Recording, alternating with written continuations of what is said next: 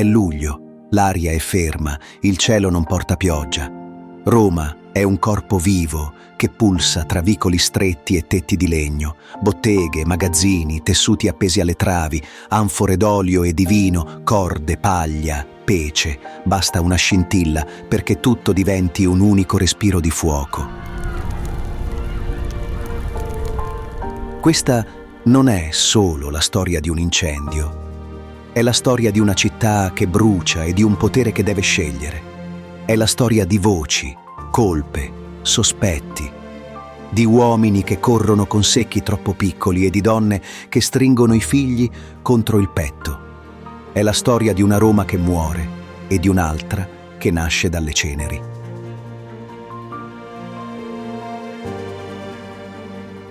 Nei prossimi minuti ti porterò dentro quelle ore. Cammineremo tra le fiamme, ascolteremo il vento, vedremo i crolli e capiremo come il fuoco ha cambiato per sempre la mappa, le leggi e l'anima della capitale del mondo. Resta con me, perché nel punto esatto in cui tutto sembra finire, inizia qualcos'altro. E capire come è nato quel qualcos'altro significa capire Roma.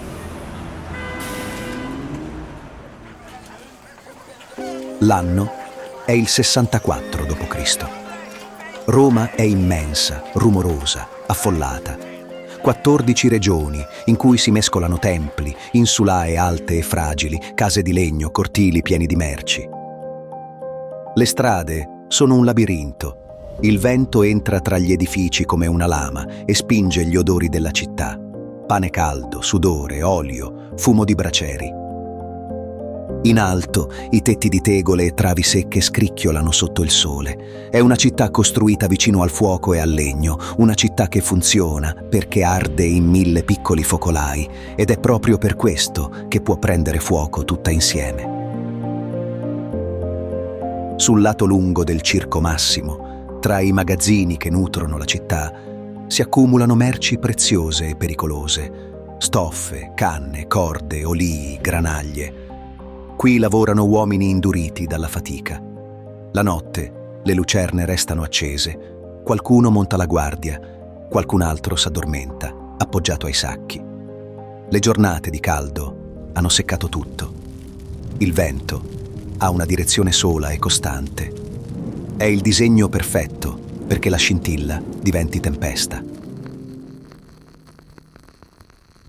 L'incendio arriva nel buio di una notte qualunque, nessuno saprà indicare l'origine esatta. Una fiamma alza il respiro, trova la paglia, poi le travi, poi i tendaggi, poi l'olio. In un attimo il fuoco corre lungo le botteghe. Sembra un animale che ha trovato la pista. Grida, passi, porte sbattute. Qualcuno tenta di soffocare le fiamme con panni bagnati. Qualcun altro corre a chiamare i vigili del fuoco della città. Ma il vento spalanca il rogo come una vela e lo scaglia oltre il perimetro del circo.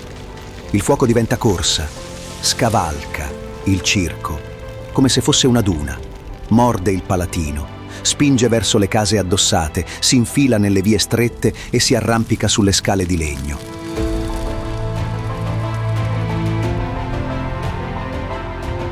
Le case popolari, alte come torri, diventano camini. L'aria calda risale, trascina la fiamma verso i piani superiori, i tetti cedono e precipitano a pioggia di braci. Le travi ardono con un sibilo lungo, gli intonaci crepitano e saltano. I cornicioni si spezzano come gusci. Le strade si riempiono di gente. Chi non ha nulla da perdere porta solo il proprio corpo. Chi ha qualcosa stringe un baule, un rotolo, un ricordo.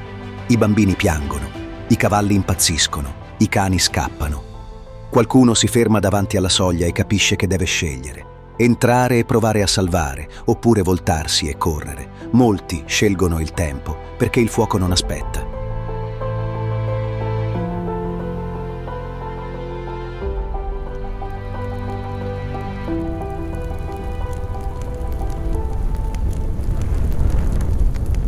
Arrivano le coorti dei vigili. Portano ganci, scale, secchi, tentano di creare varchi tagliando intere file di edifici. È una lotta impari.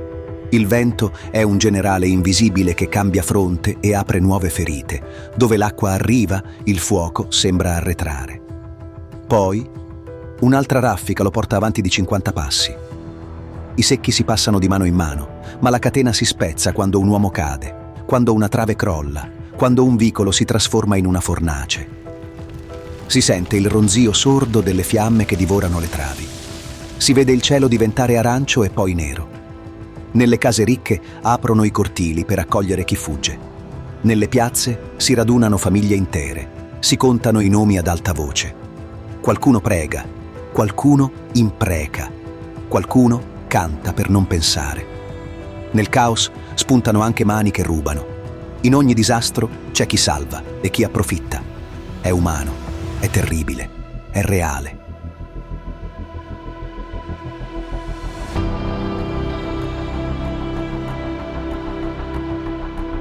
L'imperatore non è in città all'inizio. La notizia corre lungo la costa e lo raggiunge. Quando entra in una Roma che brucia, capisce che non basta spegnere. Bisogna dare spazio e tempo a chi è rimasto senza nulla. Apre giardini e portici per gli sfollati. Fa distribuire grano a prezzo controllato. Nel fumo arrivano anche i sussurri.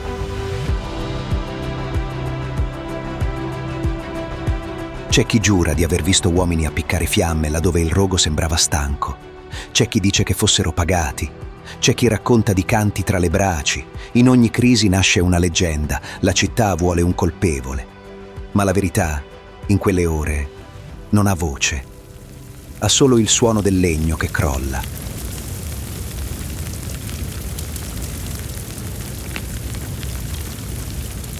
Il secondo giorno Roma non è più una città. È una rosa di fiamme che si apre in tutte le direzioni. Il vento prende le vie diritte e le trasforma in corridoi di fuoco. Nelle strade curve il calore gira e torna indietro. Sorprende chi pensava di essere in salvo. Ogni porta che si apre è una boccata d'ossigeno che nutre le fiamme. Ogni finestra è un respiro che diventa fuoco. I magazzini sono forzieri pericolosi. L'olio, la pece, i tessuti, le canne. È come combattere contro un esercito che ha armi nascoste in ogni quartiere. Molti scappano verso il Tevere. Le barche si riempiono fino al bordo. Alcuni attraversano per trovare rifugio sulle rive opposte. Altri restano in acqua, aggrappati a tutto ciò che galleggia, nell'illusione che il fiume sia un confine sicuro. Sulle alture, chi riesce a salire guarda Roma come si guarda un mare in tempesta. Si vedono colonne che diventano torce, portici che si piegano, statue annerite che sembrano lacrimare fuliggine. Di notte il cielo è un tappeto di braci, di giorno è una nube nera che ruba il sole e fa sembrare il mezzogiorno un crepuscolo sporco. Ci sono storie minuscole che nessuno scriverà. Un ragazzo che torna indietro per un amuleto della madre, un anziano che si siede su una soglia con lo sguardo vuoto perché non sa più dove andare, un cane che non vuole lasciare la casa e poi corre all'improvviso senza voltarsi, un mercante che salva il libro dei conti e perde tutto il resto. È la materia di cui sono fatti i disastri, una somma di scelte improvvise, un catalogo di cose lasciate alle fiamme. Quando una casa cede, ne trascina un'altra. Il fumo entra nei polmoni e sembra impastare i pensieri. Le cisterne si svuotano, i pozzi non bastano. Qualcuno prova a scavare tra le macerie ancora calde per cercare un oggetto, un volto, un respiro. I soldati tengono a distanza gli improvvisati soccorritori quando le pareti sono pronte a cadere. È una coreografia brutale. Un passo avanti, due indietro, poi di nuovo avanti, con i piedi che scivolano nella cenere. Passano 3, 4, 5 giorni. La città sembra un mantice che inspira fumo ed espira scintille. Il fuoco non è uniforme. Ci sono quartieri che bruciano, come se fossero stati preparati. Ce ne sono altri che resistono come isole circondate. Si contano le regioni toccate. Alla fine saranno 10 su 14. Alcune sono cancellate. Altre sono ferite a metà. Poche restano integre, quasi come un promemoria di ciò che Roma era prima di questa settimana maledetta. Al sesto giorno il ruggito si affievolisce. Non è pace, è esaurimento. La città tossisce cenere, il vento cambia e spinge le ultime fiamme contro muri spogli. Si sente l'acqua che finalmente prevale, secchi che si svuotano, panni bagnati che soffocano i ciocchi, ganci che abbattono ciò che ancora minaccia di riaccendersi. Qualcuno piange senza voce, qualcun altro ride per nervi. La fine di un incendio non somiglia mai a una vittoria, somiglia a una resa reciproca. Il fuoco si ferma, la città si ferma con lui. Poi, quando il pensiero comincia a rialzarsi, appare un nuovo bagliore in un'altra zona. Una lingua di fuoco che nessuno si aspettava. È come un colpo alle spalle. La gente corre di nuovo, le squadre si riorganizzano, i ganci tornano a tirare. Non durerà quanto la prima ondata, ma basta a riaprire le ferite. È qui che i sospetti diventano più duri. Qualcuno ha dato una mano al fuoco. Qualcuno ha voluto che il dolore continuasse. I sussurri hanno nomi precisi.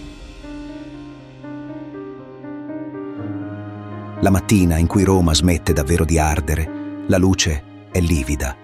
Sui selciati ci sono orme di cenere, sui muri polvere scura che macchia le mani, nell'aria un odore di fumo e aceto. Migliaia di persone non hanno più una casa, molti non hanno più un mestiere. I mercati non esistono più.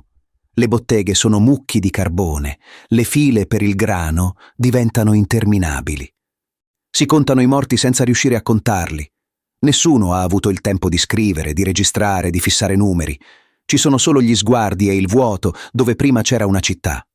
A questo punto il governo non può limitarsi all'emergenza. L'imperatore parla di ricostruzione. Le parole che usa sono veloci e taglienti. Strade più larghe, case più basse, cortili interni, materiali meno vulnerabili al fuoco. Non più vicoli che diventano flauti per il vento, non più legno dove basta, non più botteghe che dormono accanto a magazzini pieni di olio e pece. È una promessa e una minaccia insieme. Una Roma diversa nascerà da qui, ma a quale prezzo e con quale volto? Intanto, tra gli sfollati, i mormorii diventano accuse. C'è chi giura di aver visto uomini impassibili rifiutarsi di spegnere piccole fiamme, c'è chi parla di ordini segreti, c'è chi sussurra che tutto serviva a fare spazio a una città nuova, più grandiosa, più scenografica. Sono parole senza prove, ma la città ha bisogno di un colpevole come un ferito ha bisogno di stringere qualcosa tra le dita. Ogni storia trova un orecchio pronto. Ogni voce trova una strada.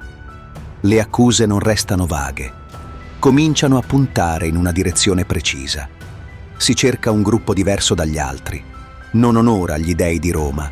Si ritrova in piccole case nascoste, parla di un unico Dio e segue un re morto sulla croce. Sono pochi, ma abbastanza diversi da sembrare colpevoli. In tempi di paura, la diversità diventa facilmente una condanna. Arrivano i fermi, arrivano i nomi, arrivano confessioni strappate con la promessa di smettere il dolore. La punizione diventa scena pubblica. La folla ha bisogno di uno sfogo e il potere glielo consegna. Si uccide per mostrare, si espone per educare. Qualcuno applaude. Qualcuno volta lo sguardo, qualcuno capisce che non è giustizia, è solo pace momentanea, comprata con altro fuoco. Intanto l'imperatore traccia la città del domani. In alto, tra l'oppio e l'esquilino, sorge una dimora che non somiglia a nulla di ciò che Roma ha visto. Padiglioni che si aprono come quinte, portici che inseguono la luce, sale rivestite di riflessi, giardini con specchi d'acqua dove prima c'erano strade e botteghe. Al centro uno stagno grande quanto un quartiere intero. Non è un capriccio, è un manifesto. Una casa che è teatro del potere. La gente guarda e sussurra che il fuoco abbia fatto spazio non solo a leggi nuove, ma anche a sogni troppo grandi.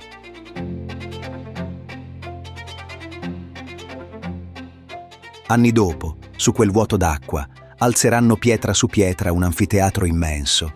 Lo chiameranno Colosseo. Ma in questo momento, tra travi carbonizzate e polvere scura, quel lago sembra la cicatrice più visibile di una scelta. Le cronache non concordano su tutto. C'è chi scrive che l'imperatore abbia guardato le fiamme, come si guarda un poema, e abbia cantato versi antichi mentre la città bruciava. C'è chi dice l'opposto, che fosse lontano e che al ritorno abbia aperto magazzini, giardini e portici agli sfollati e imposto regole severe ai cantieri. La verità scivola tra le righe come fa il fumo tra i tetti. Restano immagini potenti che la memoria preferisce alla precisione. Per molti, da quel luglio, il volto dell'incendio e il volto del potere si specchiano l'uno nell'altro. Sui cantieri, intanto, si impara in fretta. Le strade si allargano e smettono di essere flauti per il vento, le altezze si riducono, i solai si rinforzano, le facciate si allineano, si impongono cortili interni per spezzare il passo al fuoco, i materiali cambiano pelle. Meno legno dove prima bastava, più pietra, più laterizio. Nei quartieri dei mercanti, i depositi di olio e pece vengono spostati lontano dalle case. I portici continuano a fare ombra, ma non sono più micce. Nelle tabernae si lavora con bracieri ingabbiati e camini che buttano fumo in alto, non in strada. Ogni regola porta il segno di una bruciatura imparata. La città si rimette in moto con gesti piccoli. Un fornaio riapre il forno con una pala nuova. Un oste rimette in piedi 3 tavole su 4. Un artigiano inchioda l'insegna con le mani che tremano ancora. Nelle piazze ricompaiono i banchi, prima su teloni, poi sotto tettoie, infine in muratura. I bambini giocano tra pietre chiare che odono di calce. La gente impara a dormire di nuovo senza scuotersi a ogni soffio di vento.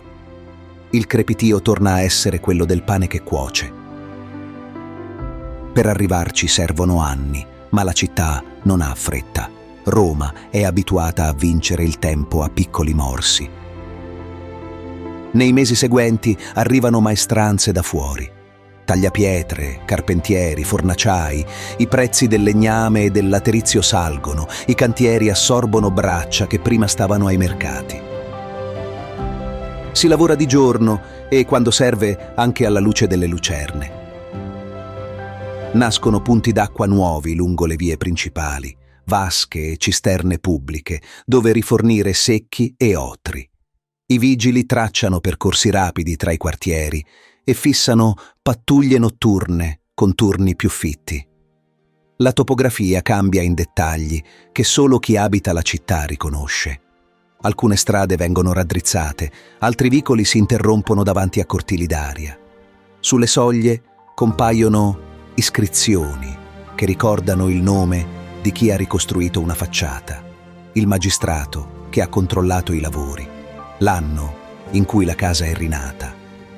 Nei templi e negli incroci qualcuno lascia ex voto per essere scampato alle fiamme. Non sono statue, sono tavolette di legno, piccole monete, oggetti comuni salvati dal fuoco. Fuori Roma, la notizia del rogo corre veloce. Alcuni lo prendono come segno di decadenza, altri come prova della forza di una città capace di rifarsi. In ogni caso, il modo di costruire cambia anche altrove. Chi viene a Roma riparte con occhi nuovi, con misure e accorgimenti che hanno un solo scopo: guadagnare tempo alla prossima fiamma. Il fuoco è finito, il lavoro no. Roma riprende il passo, più attenta e più dura. Non c'è retorica, solo una scelta: andare avanti. Questa è l'eredità dell'incendio, tutto il resto è fumo passato.